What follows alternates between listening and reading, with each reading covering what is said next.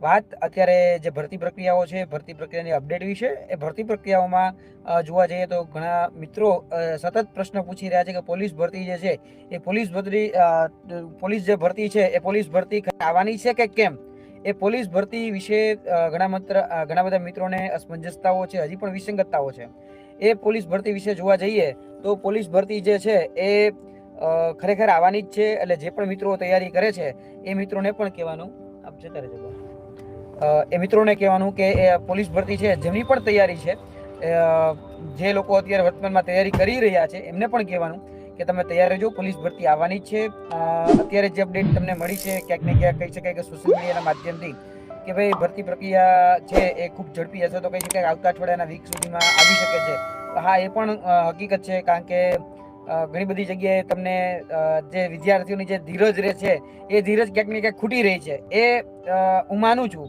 અને ક્યાંક ને ક્યાંક વિદ્યાર્થીઓ જે છે એ વિદ્યાર્થીઓ અત્યારે સતત મેસેજ કરતા રહે છે કે સાહેબ રનિંગ જે છે એ રનિંગ શું આવી શકે છે. એટલે રનિંગમાં જે કહી શકાય કે આની પહેલા ઘણી બધી ચોખવટ કરી ચૂક્યા છે, છતાં પણ કહી દે છે કે તમારું જે રનિંગ છે વિધાઉટ માર્કનું, અને બની શકે છે કે 2800 મીટર એ તમારે રનિંગ કહી શકાય કે દોડવા માટે આવવાનું છે. એટલે કે ફિઝિકલ ફિટનેસ તમારી જે છે એમાં બની શકે છે કે 28 મીટર તમારે દોડવાનું, અથવા 2600 મીટર તમારે દોડવાનું આવી શકશે.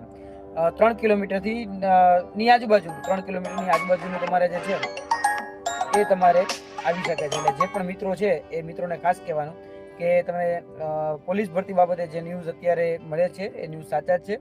વાત જે કહી શકાય કે બીજા ભરતી ના ન્યૂઝ છે CCE પરીક્ષાના, તો જોવા જઈએ તો અત્યારે જે બપોરે ખાસ કરીને જે સોશિયલ મીડિયાના અલગ અલગ માધ્યમોથી જે ન્યૂઝ વાયરલ થયા, એટલે અમે જે ભરતી બોર્ડના કહી શકાય કે અધિકૃત જે મેમ્બરો હોય, અધિકૃત જે સભ્ય હોય એમની સાથે અમે ચર્ચા કરી, અને પછી એ જ્ઞાન સારથીમાં અમારી ટીમ દ્વારા અપડેટ આપવામાં આવી કે અત્યારે ગૌણ સેવા પસંદગી મંડળ એ અત્યારે કઈ પ્રકારની કામગીરી કહી શકાય કે જે કામગીરી છે એ કામગીરીમાં અત્યારે વ્યસ્ત છે. તેને કારણે કઈ ભરતીઓ આવવાની શક્યતાઓ છે અને કઈ ભરતીઓ નથી આવવાની શક્યતા વર્તમાનમાં, તેને લઈને સ્પષ્ટતા આપવામાં આવી છે. એટલે ખાસ કરીને જ્ઞાન સારથીના માધ્યમ ઉપર જે સ્પષ્ટતા આપવામાં આવી છે એ સ્પષ્ટતા અધિકૃત અધિકારી જે છે એ અધિકારી પાસેથી લઈ માહિતી મેળવી અને પછી એ સ્પષ્ટતા આપી છે. ખાસ કરીને જોવા જઈએ તો ઘણી વખત બધાને ખબર હશે કે એક રૂટીન પ્રોસેસનો ભાગ હોય છે કે માંગણા પત્રકો મેળવવા, માંગણા પત્રકોના માધ્યમથી જ્યારે ચૂંટણી આવતી હોય તો બજેટ આવતું હોય, તો બજેટમાં કેટલી જગ્યાઓ ખાલી છે અને કેટલી જગ્યાઓ વર્તમાનમાં ભરી તેને આંકડાકીય માહિતી જે છે એ 100 વિભાગને સોંપવાના હોય છે.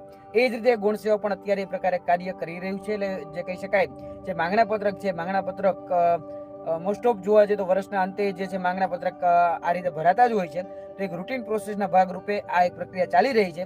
પરંતુ જો જોવા જઈએ તો અત્યારે ગૌણ સેવા પસંદગી મંડળ બોર્ડ છે એ ખાતાકીય પરીક્ષાઓમાં વ્યસ્ત છે. તેની સાથે સાથે જે ભરતી પ્રક્રિયા ખાસ કરીને એને સોંપવામાં આવી છે અરણ્ય વિભાગની ફોરેસ્ટ બીટગાર્ડની, એટલે ફોરેસ્ટ બીટગાર્ડની જે ભરતી છે, ફોરેસ્ટ બીટગાર્ડની ભરતી એ એમને આયોજન એવું છે કે આપણે ટૂંકમાં ગૌણ સેવા પસંદગી મંડળનું આયોજન છે કે જાન્યુઆરી અંતમાં અથવા ફેબ્રુઆરી સ્ટાર્ટિંગમાં આ ભરતી લેવી. એટલે ફોરેસ્ટ બીટગાર્ડની પરીક્ષામાં અત્યારે ક્યાંક ને ક્યાંક ગૌણ સેવા પસંદગી મંડળ છે વ્યસ્ત છે.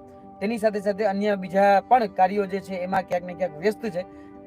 જે વાત અત્યારે CCE એક્ઝામની હોય તો CCE એક્ઝામમાં થોડું ડિલે થશે એવું અત્યારે હાલમાં લાગી રહ્યું છે. CCE એક્ઝામ વિશે અપડેટ આવતા પણ તમને થોડો સમય લાગશે, કેમ કદાચ હું માનું છું ત્યાં સુધી આ મહિનો તો તમારે કમસે કમ CCE એક્ઝામ વિશે તો ભૂલી જ જવાનું રહેશે.